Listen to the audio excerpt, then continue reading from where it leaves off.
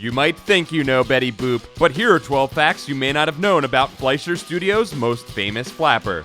Betty Boop first appeared as a supporting character in the August 9, 1930 cartoon Dizzy Dishes, which was the 7th installment of the Fleischer Studios Talkertoon series. Her own solo series began with the August 12, 1932 short Stopping the Show. A total of 90 Betty Boop shorts were produced between 1932 and 1939. The direct inspiration for the look and sound of Betty Boop was singer Helen KANE, most famous for her song I Wanna Be Loved by You, which features the signature boop boopy doop vocalization and baby-like voice that would later be associated with Betty Boop. In fact, Helen KANE sued Max Fleischer and Paramount for exploiting her image in 1932. The court found in favor of Fleischer, ultimately because they decided KANE herself borrowed much of her look from a more famous actress, Clara Bow, and her singing style was taken from Harlem Club singer Baby Esther. The original voice of Betty Boop was Margie Hines, who also voiced Olive Oyl for Fleischer. Boop's most prominent voice actress, however, was Mae Questel, who also voiced Olive Oyl.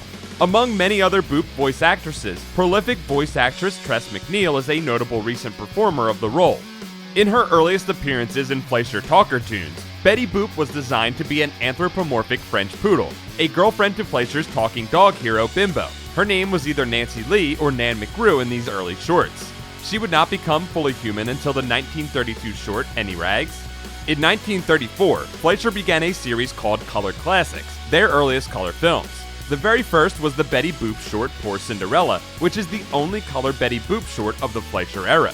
Notably, Betty's hair in this short is red rather than its usual trademark black. Like many Fleischer cartoons, Betty Boop shorts often utilize the technique of rotoscoping, in which live-action footage is traced as animation.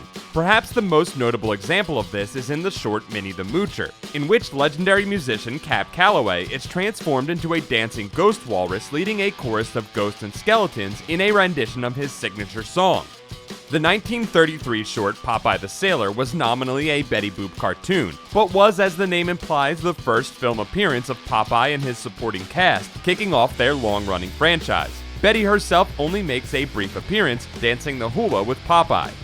The prime years of Betty Boop cartoons are considered to be her first 3 years, before the introduction of the Hays Production Code of 1934, which imposed guidelines on what could be included in film.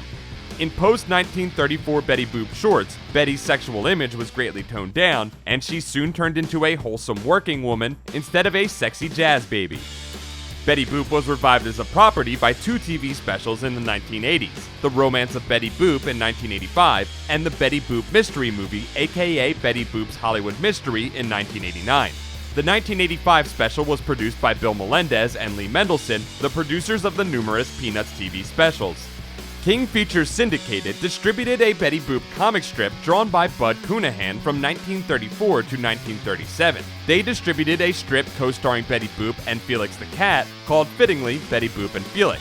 This was made by Brian, Morgan, Greg, and Neil Walker, the sons of Mort Walker, the creator of Beetle Bailey and Hi and Lois.